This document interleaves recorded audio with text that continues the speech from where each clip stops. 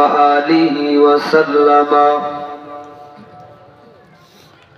خيركم من تعلم القرآن وعلمه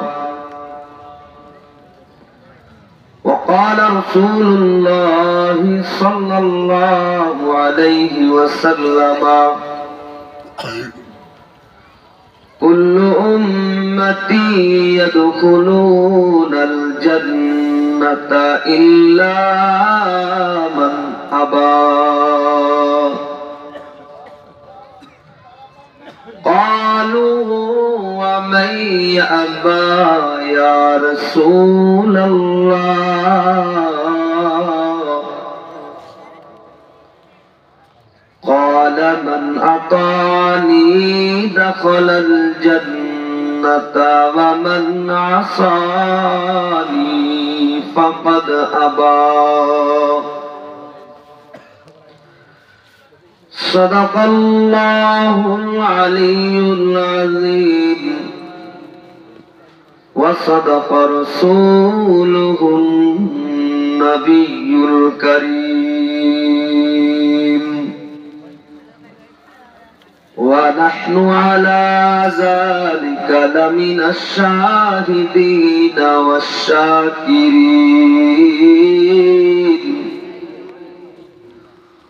والحمد لله رب العالمين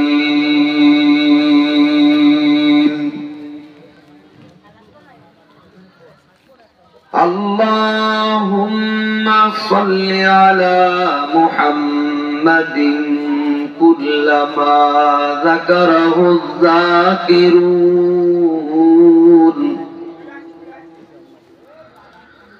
وكلما غفل عن ذكره الغافلون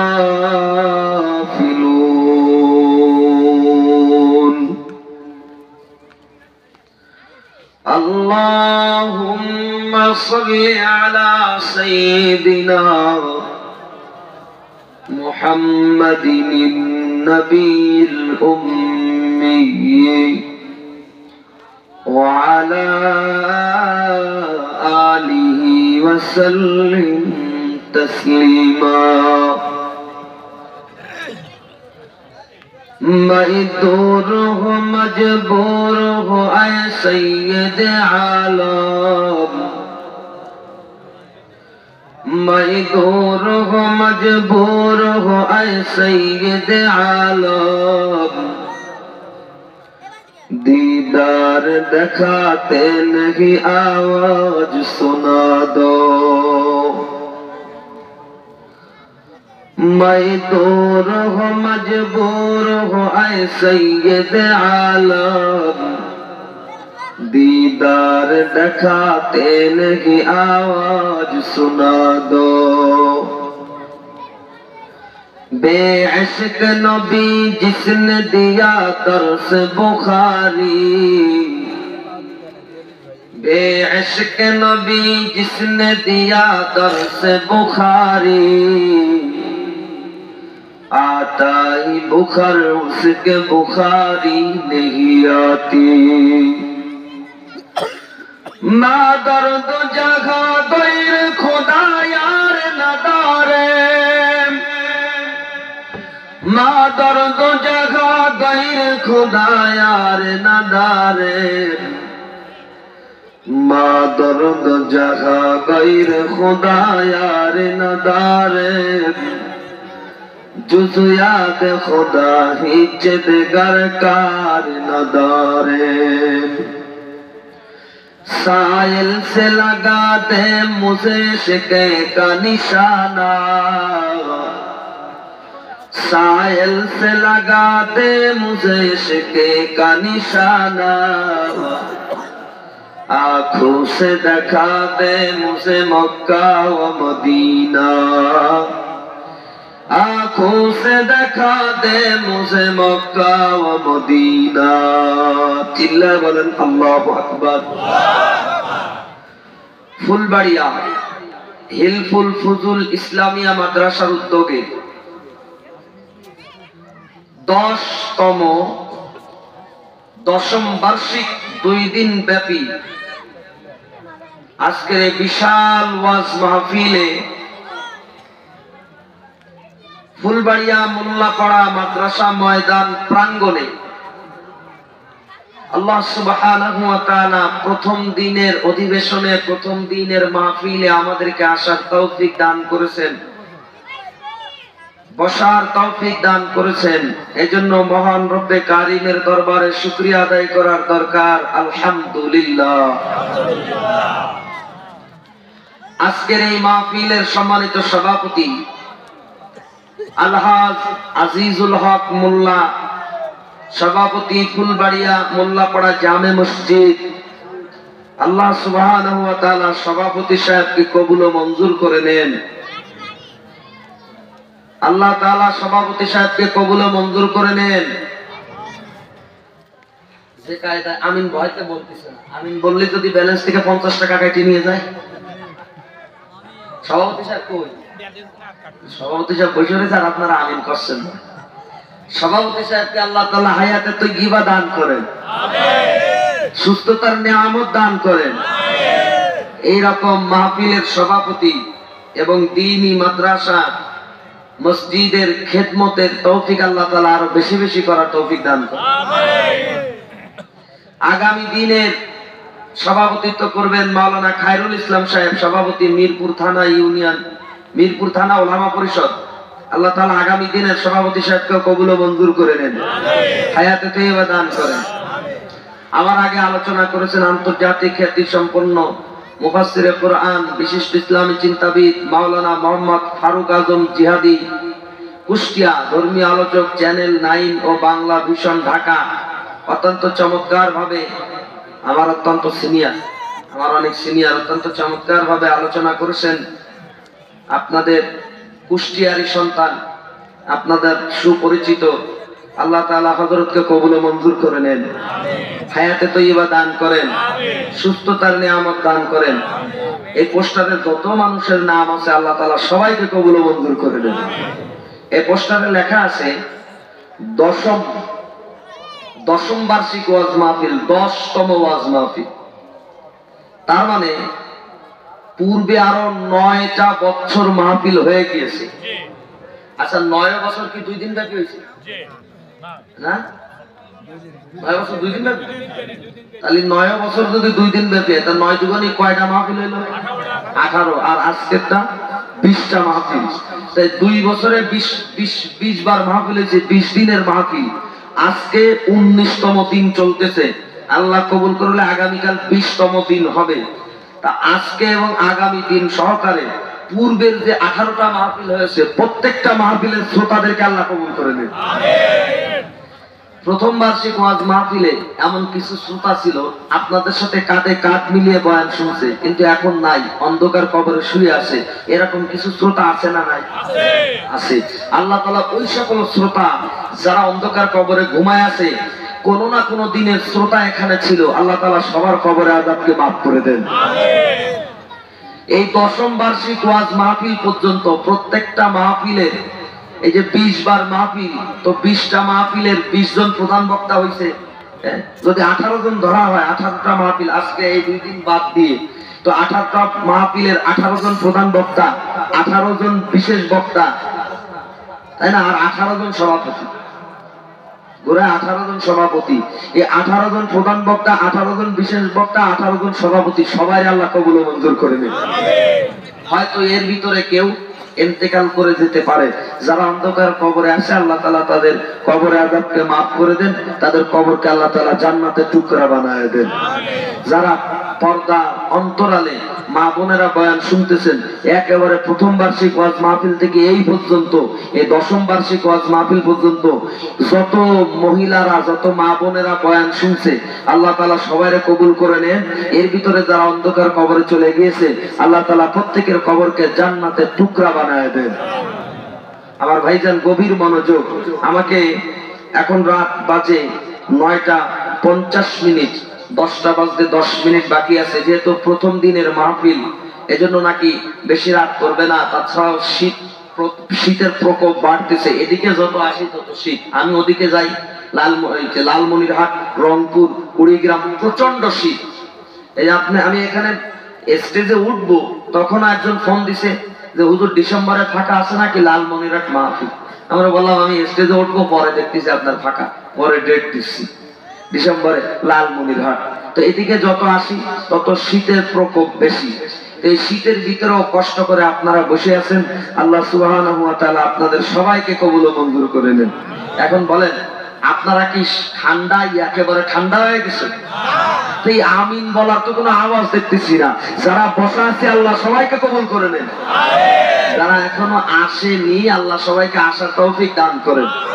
আমার ভাইরা গভীর মনোযোগ, আমি যে আয়াতে কারিমা তেলাওয়াত করেছি এবং যে হাদিসে মোবারকা তেলাওয়াত করেছি, ওই আয়াতে কারিমা এবং হাদিসে মোবারকার আলোকে আলোচনা করার চেষ্টা করব ইনশাআল্লাহ। ভাইজান আপনারা সবাই জানেন যেই খেলোয়াড় যেই মাঠে সেঞ্চুরি করে মানে 100 রান করে, আবার কিন্তু ওই খেলোয়াড় ওই মাঠে এক বলেও আউট হয়ে যেতে পারে, পারে কি পারে না? তার বক্তা মনে করেন আপনারা ইউটিউবে শুনছেন, অনেকের মুখে শুনছেন, সেই বক্তা দাওয়াত দিছে, কিন্তু সব ময়দানে যে আমি ভালো রান করব এটা তো আমি জানি না, এক বলেও তো আউট হয়ে যেতে পারে। এজন্য আমি কথা বলতে পারবো কি পারবো না এটা আমি জানি না। আমাকে কথা বলার ক্ষমতা দানকারী কে? আপনাদেরকে শোনার ক্ষমতা দানকারী কে? এজন্য আমি বলে থাকি আপনারা দোয়া করবেন, আল্লাহ তাআলা দয়া করবে। আল্লাহর দয়া আর বান্দার দোয়া আর মাইকের আওয়াজটা যদি একটু সামেলে হাল হয় তাহলে ইনশাআল্লাহ আমি কিছু আলোচনা রাখতে পারবো, করতে পারবো। আল্লাহ যেন আমাকে সেই তৌফিক দান করেন, বলেন আল্লাহুম্মা আমিন। একটু মহব্বতের সঙ্গে লা ইলাহা ইল্লাল্লাহ, লা ইলাহা ইল্লাল্লাহ, জোরে লা ইলাহা ইল্লাল্লাহ, জোরে লা ইলাহা। মহব্বতের সঙ্গে আওয়াজ দিয়ে বলেন লা ইলাহা ইল্লাল্লাহ, জোরে লা ইলাহা, লা ইলাহা ইল্লাল্লাহ মুহাম্মাদুর রাসূলুল্লাহ। চিল্লায় বলেন না আল্লাহু আকবার, আর জোরে বলেন না আল্লাহু আকবার। ও কুষ্টিয়ার বাসিন্দা গভীর মনোযোগ, ও যুবক ভাইরা, এখনো পর্যন্ত যারা বাড়িতে আছো, এখনো পর্যন্ত যারা রাস্তায় আড্ডা মারতেছ, এখনো পর্যন্ত যারা দোকানপাটে আড্ডা মারতেছ, আমি তোমাদের হাতে ধরে পায়ে ধরে বলি বাবা, তোমাকে যদি আমি কি দিয়ে বুঝাবো, তোমাকে যদি আমি পায়ে হাত দিয়ে বলি তাহলে কি তুমি বুঝবা নাকি আমি জানি না। আমি কি দিয়ে বুঝাবো তোমাদেরকে যুবক ভাইরা? আমি তোমাদের পায়ে হাত দিয়ে বলি তাড়াতাড়ি জান্নাতের বাগানে চলে আসো। আমার ভাইরা গভীর মনোযোগ, আল্লাহ তাবারক ওয়া তাআলার পয়গম্বর ১৫০০ বছর আগে ফতোয়া দিয়ে গিয়েছেন, ১৫০০ বছর আগে বলে দিয়ে গিয়েছেন যেই ময়দানে আল্লাহ তাবারক ওয়া তাআলার আলোচনা করা হবে, কোরআনের আলোচনা করা হবে, ইলমে ওয়াহির আলোচনা করা হবে, যেই ময়দানে হাদিসের আলোচনা করা হবে, যেই ময়দানে আল্লাহ আল্লাহর রাসূলের কথা আলোচনা করা হবে, আল্লাহ তাবারক ওয়া তাআলার পয়গম্বর বলে দিয়েছেন ওই জায়গাটার নাম হলো জান্নাতের বাগান। তার মানে এই জায়গায় ঠান্ডা লাগতেছে, এখানে খোলা মেলা বসে আছেন, চতুর্দিকে ঠান্ডা, নিচেও ঠান্ডা, ঠান্ডায় অনেকের কষ্ট হয়। সেই ত্রিপলার উপরে বসে আছেন, এর উপরে হয়তো বালু আছে, তুলা বালু আছে, তুলা বালু জামা কাপড়ে লেগে যায়, ঠান্ডার মধ্যে কষ্ট হয়। কত মা বোন পর্দার অন্তরালে মহিলা প্যান্ডেলের মধ্যে কষ্ট করে বসে আছে, গায়ে তুলা বালু লেগে যায়। কিন্তু আমার নবী বলে দিয়ে গিয়েছেন যতই যাই হোক না কেন, সেই জায়গায় আল্লাহর কোরআনের আলোচনা করা হয়, ওই জায়গাটা জান্নাতের বাগান। তার মানে আমরা বর্তমানে দুনিয়ার জান্নাতের বাগানে আছি। ও ভাইজান, এজন্য যারা রাস্তায় আসো, দোকান পাটে আসো, তাড়াতাড়ি দৌড়াও, জান্নাতের বাগান কায়েম হয়ে গেল। আমরা যারা জান্নাতের বাগানে আছি, আল্লাহ আমাদেরকে শেষ পর্যন্ত থাকার তৌফিক দান করেন। যারা এখনো পর্যন্ত আসে নাই, তাদেরকে আসার তৌফিক দান করেন। জোরে কন্যা আমিন। মুহাব্বতের সঙ্গে লা ইলাহা ইল্লাল্লাহ, লা ইলাহা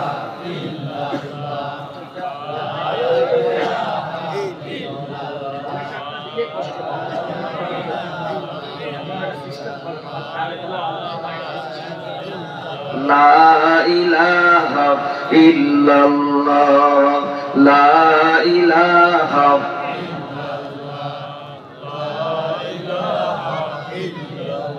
সবাই মহব্বতের সঙ্গে কেউ আওয়াজ বন্ধ করব না। লা ইলাহা ইল্লাল্লাহ, লা ইলাহা, জোরে লা ইলাহা।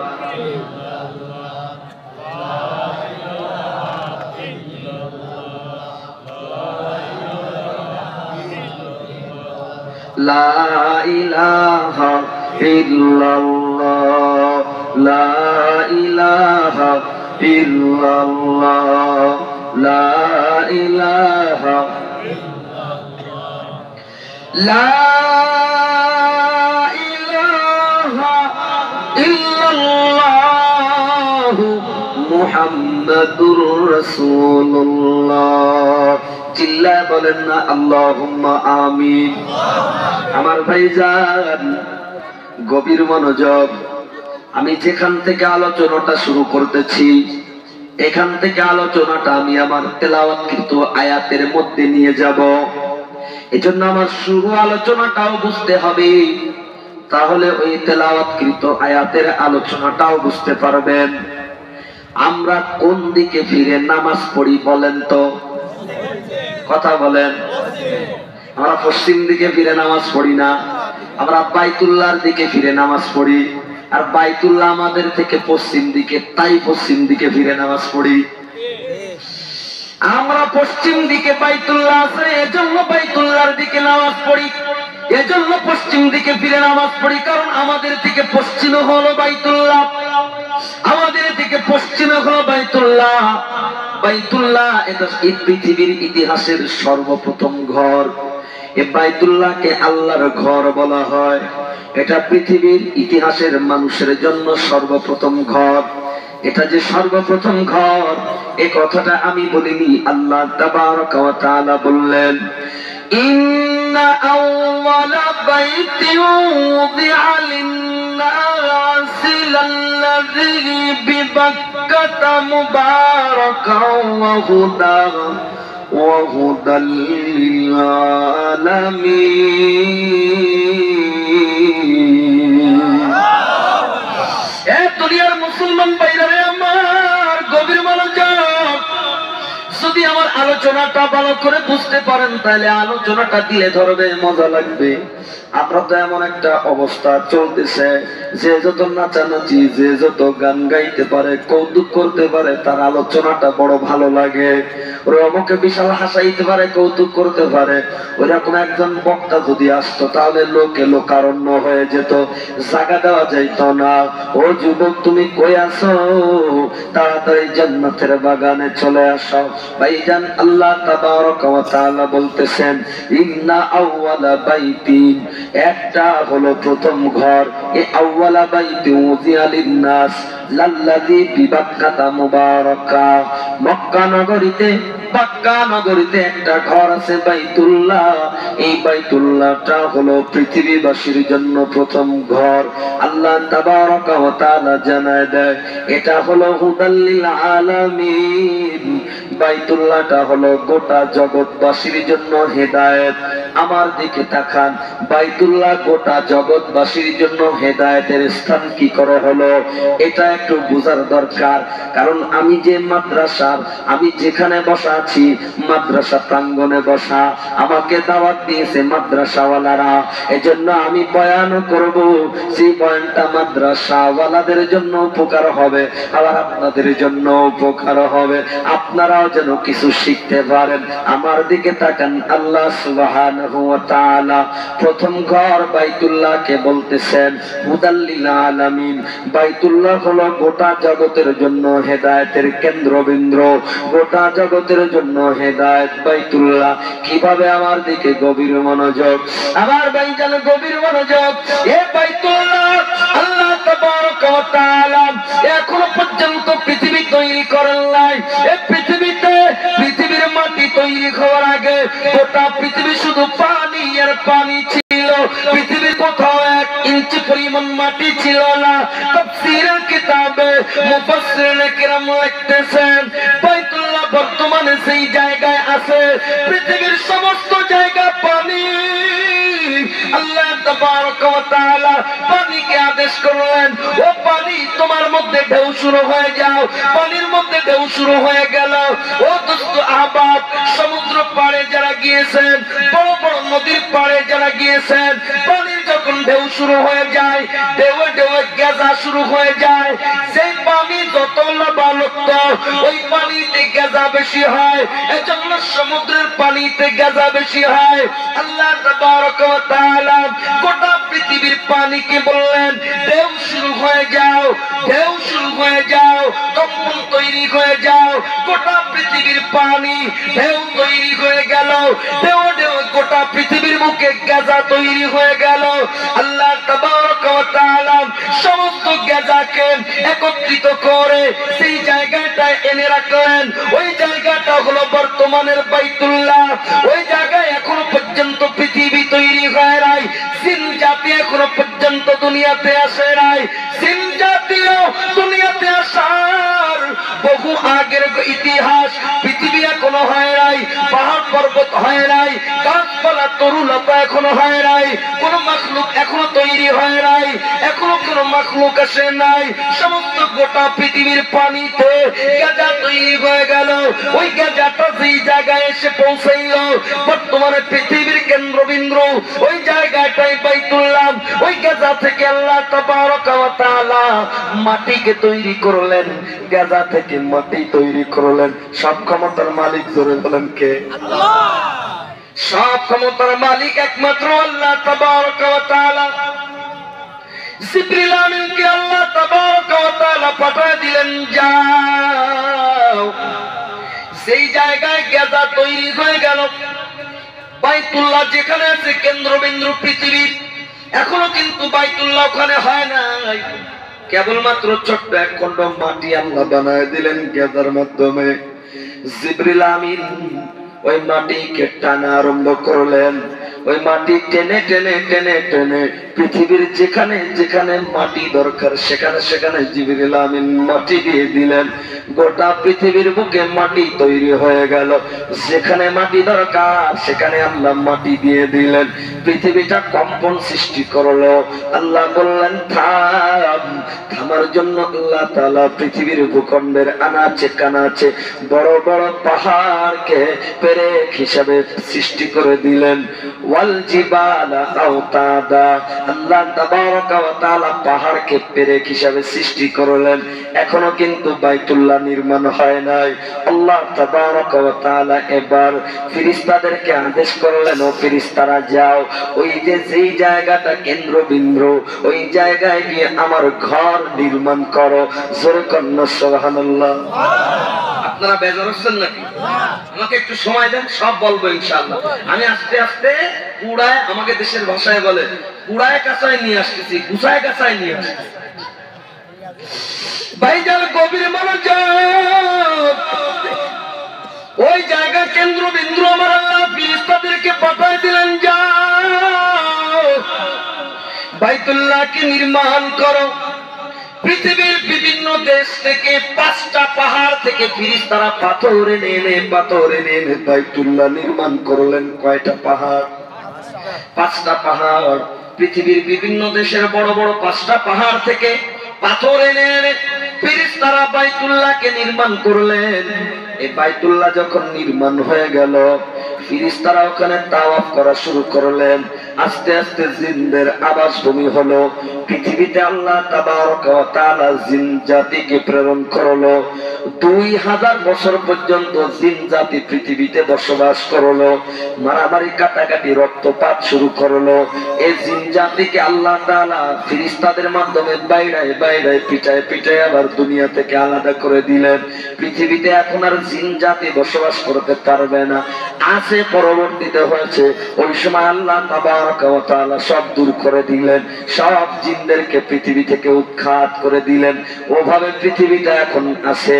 এখন আরেক প্রজাতির মাখলুককে আল্লাহ তাআলা পৃথিবীতে পাঠাবেন। সেই মাখলুকটা আল্লাহ তাবারক ওয়া তাআলার কাছে বড় প্রিয়। ওই মাখলুক আর কেউ না, ওই মাখলুক হলাম আমরা মানুষ। আল্লাহ তাবারক ওয়া তাআলা বললেন, ওয়ালাকাদ কাল্লামনা বনি আদম, এ বনি আদমকে আমি আল্লাহ সম্মানিত করেছি।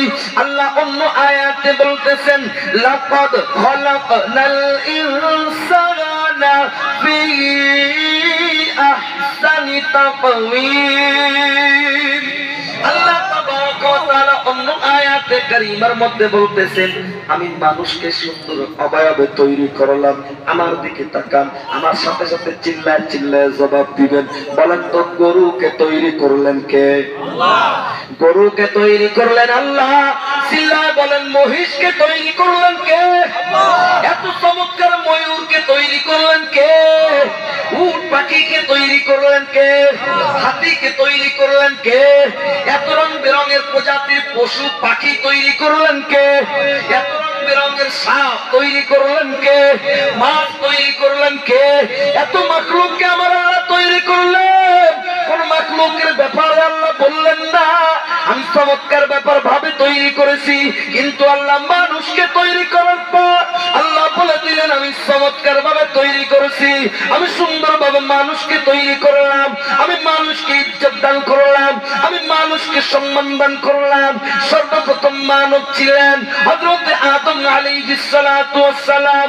আল্লাহ তাবারক ওয়া তাআলা পৃথিবীর বিভিন্ন স্থান থেকে মাটি নিয়া, জান্নাতের পানি নিয়া খামিরা তৈরি করে আব্বা জানের দেহকে, অবয়বকে তৈরি করলেন। জোরে কন্যা সুবহানাল্লাহ। আমি ওই ইতিহাসের দিকে যাব না, আমি যে আলোচনার দিকে যেতে চাচ্ছি ওই আলোচনার দিকে যাব ইনশাআল্লাহ। বলেন ইনশাআল্লাহ। ভাইজান, আব্বা জানকে তৈরি করলেন। আব্বা জানকে তৈরি করার পর ওই যে জান্নাতের মধ্যে নিষেধ করে দেওয়া হয়েছিল, ওই গাছের ফল খাওয়া যাবে না, সেই গাছের ফলটা খেয়ে ফেললো। আব্বা জান আর আম্মা জানকে আল্লাহ তাবারক ওয়া তাআলা দুনিয়ায় নামায় দিলেন। আব্বা জানকে নামায় দিলেন ভারতের, এশিয়া উপমহাদেশের ভারতের শ্রীলঙ্কায়, আর আম্মা জানকে নামায় দিলেন জেদ্দায়। দুইজন কাবা বাইতুল্লাহ নির্মাণের কথা বলছিলাম, মনে আছে তো ইনশাআল্লাহ? দেখেন আমি কোন দিকে যাই, দেখেন আপনারা কল্পনাতেও নাই যে আমি কোন দিক নিয়ে যাবো ইনশাআল্লাহ। বলেন ইনশাআল্লাহ। আল্লাহ তাবারক ওয়া তাআলা আব্বা জানকে ভারতে পাঠিয়ে দিলেন শ্রীলঙ্কায়। এবার আল্লাহ তাআলা আব্বা জানকে বলতেছেন, ও আদম যাও, তুমি আমার বাইতুল্লাহকে আবার নির্মাণ করো। ওই যে ফেরেশতারা বাইতুল্লাহ নির্মাণ করেছিল, এত হাজার হাজার হাজার বছর চলে গেল, বাইতুল্লাহ আবার বিলীন হয়ে গেছে, ওই জায়গায় আর বাইতুল্লাহ নাই। আল্লাহ তাবারক ওয়া তাআলা আব্বা জানকে বললেন, যাও তুমি বাইতুল্লাহ নির্মাণ করো। আব্বা জান ভারত থেকে রওনা করলেন মক্কা নগরীর দিকে বাইতুল্লাহ নির্মাণ করার জন্য। বলেন তো, ভারত থেকে শ্রীলঙ্কা থেকে, ভারত থেকে মক্কা কাছে না দূরে? কথা বলেন, কাছে না দূরে? ওই সময় মানে বিমান ছিল, কি কথা ছিল নাকি? আপনারা একটা আমার সাথে কথা বলবেন, এর উপরেও ঠান্ডা নিচেও ঠান্ডা, মইতে যায় না সুবরির মতো মাছ খান দিয়ে। আপনারা পান খান তো, কি কথা পান খাওয়া লোক আছে? সুবরি দুই প্রকার না, শুকনো সুবরি আর ভিজে সুবরি। ভিজে সুবরি কি কয়? মদা সুবরি কয় না? আমাদের দেশে তো মদা সুবরি কয়, ও তো পানির ভিতরে ভিজাই দিয়ে রাখছে। ওইরকম মদা সুবরির মতো মইতে যায় না, মাঝে মাঝে একটু কথা বললেন, পারবেন না ইনশাআল্লাহ? আল্লাহ তাবারক ওয়া তাআলা জানকে বললেন যাও বাইতুল্লাহ নির্মাণ করো। ভাই আব্বা জান রওনা করলেন এই হিন্দুস্তান থেকে। বিমানে না, রকেটে না, হেলিকপ্টারে না, এই জামানার কোন যানবাহন ছিল না। ওই জামানার উট আর ঘোড়াও তখন যানবাহন ছিল না। এখন আব্বা জান এত দূর রওনা করলেন কি করে? ইতিহাসবিদগণ লিখতেছেন, মুফাসসিরিনে কেরামগণ লিখতেছেন, আব্বা জান যখন হাঁটতেছে এক এক কদমে আল্লাহ তাবারaka ওয়া তাআলা, আমার দিকে তাকান, এক এক কদমে একটা পাও যখন আব্বা জান দেয়, এক এক কদমে আল্লাহ তাবারaka ওয়া তাআলা 3 দিনের পথ অতিক্রম করে দেয়। আব্বা জান হাঁটতে হাঁটতে সমুদ্র পর্যন্ত পৌঁছায় গেছে। কোন লঞ্চ নাই, স্টিমার নাই, জাহাজ নাই, সমুদ্র পাড়ি দিবে কি করে? আল্লাহ তাবারaka ওয়া তাআলা সমুদ্রের ওই পার আর এই পার, ওই উভয় সমুদ্রের দুই পারকে, সমুদ্রের উভয় দুই পারকে এমন ভাবে কাছে এনে দিলেন, এই এক কদমের পায়ের নিচে সমুদ্রকে এনে দিলেন। এক কদমে বিরাট বড় সমুদ্র আব্বা জান পার হয়ে গেলে। এইভাবে বড় বড় জঙ্গল পায়ের নিচে আল্লাহ ছোট করে দিলেন। বিরাট বড় বড় নদী, বিরাট বড় বড় সমুদ্র আব্বা জানের কদমের নিচে ছোট হয়ে যায়। এক এক কদমে 3-4 দিনের রাস্তা পার হয়ে যায়। হইতে হইতে আব্বা জান বাইতুল্লাহ পর্যন্ত পৌঁছায় যায়। আব্বা জান বিভিন্ন জায়গা থেকে পাথর এনে এনে একবার নোনায় লিখেছে, ফেরেশতারা আব্বা জানের সাথে সংযুক্ত হয়। বিভিন্ন দেশ থেকে, বিভিন্ন পাহাড় থেকে ফেরেশতারা পাথর এনে এনে আব্বা জানের হাতে দেয়। আব্বা জান বাইতুল্লাহ নির্মাণ করেন। বাইতুল্লাহ নির্মাণ হয়ে যায়।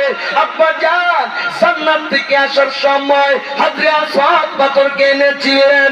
ওই পাথরটা আল্লাহর নবী বলতেছেন এটা কিন্তু কোনো কালো পাথর ছিল না, আসলে পাথরটা বড় সাদা ছিল, অত্যন্ত চমৎকার ধবধবে সাদা ছিল।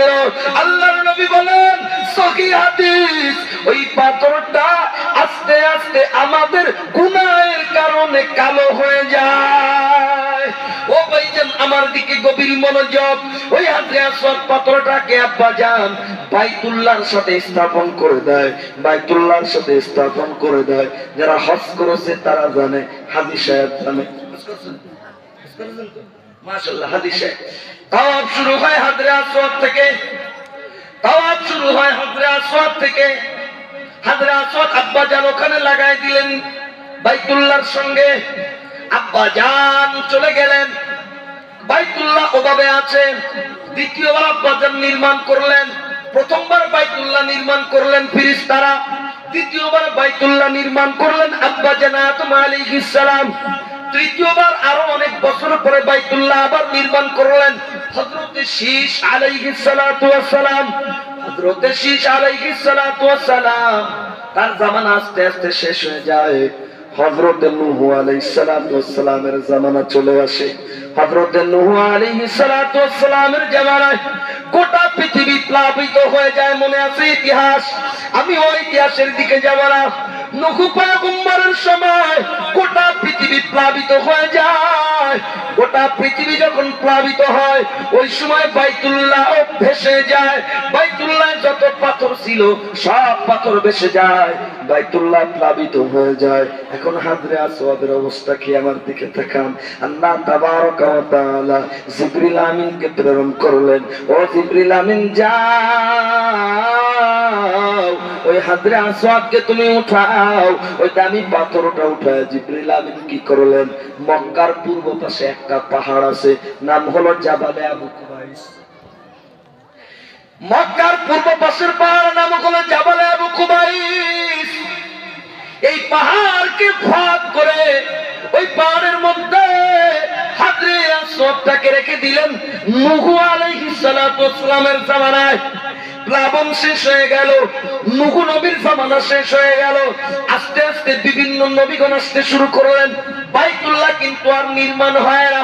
কোন নবীকে আল্লাহর বাইতুল্লাহ নির্মাণ করতে বললেন না। এভাবে সালেহ আলাইহিস সালাম আসলেন, বাইতুল্লাহ আল্লাহ নির্মাণ করতে বললেন না, উনি আল্লাহর কাছে শুনে নিয়ে অনুমান করে তাওয়াফ করতেন কোন জায়গায় বাইতুল্লাহ আছে, ওটা শুনে নিয়ে অনুমান করে তাওয়াফ করতেন। হুদ আলাইহিস সালাম আসলেন বাইতুল্লাহ নির্মাণ করতে, আল্লাহ বললেন না। হইতে হইতে একজন নবী পৃথিবীর বুকে আসলেন, তিনি হলেন আমাদের জাতির পিতা হযরত ইব্রাহিম আলাইহিস সালাতু ওয়াস সালাম। আস্তে কোন আলহামদুলিল্লাহ। আপনারা বেজার হচ্ছেন নাকি আমার ভাই? জাতির পিতা কে? জাতির পিতা হযরত ইব্রাহিম। বলেন জাতির পিতা কে? ইব্রাহিম খলিলুল্লাহ। জাতির পিতা কে? মনে আছে তো না ভুলে গেছে? এতদিন তো অন্যটা জিকির করেছে, হ্যাঁ?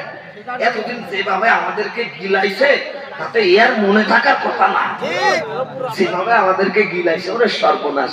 আরে ভাই আমরা আলেম ওলামা মানুষ, আমরা মানুষকে নসিহত করি, ওয়াজ করি, হকের কথা বলি, এটা জাহান্নামে নেওয়ার জন্য না, এটা জান্নাতে নেওয়ার জন্য। ঠিক না বেঠিক? কি পরিমাণ পূজা যে চলছে, আর যদি 5টা বছর কি 10টা বছর থাকতে পারতো, পুরা আমাদেরকে মানে আলাদা একটা ধর্মে রূপান্তরিত হতো। প্রমাণ হলো রাস্তার মোড়ে মোড়ে মূর্তি, ঘরে ঘরে মূর্তি, ক্লাসে স্কুল কলেজ মাদ্রাসা কোনটা বাদ দিনি। আলিয়া যেমনই হোক, আলিয়া ওটা তো নাম এখনো মাদ্রাসা আছে, কি কর? আলিয়া যেমনই হোক নাম এখনো মাদ্রাসা আছে না? তো আলিয়া মাদ্রাসা অফিস রুমে পর্যন্ত এই পাশে উনা এই পাশে উনা, ওরে সর্বনাশ।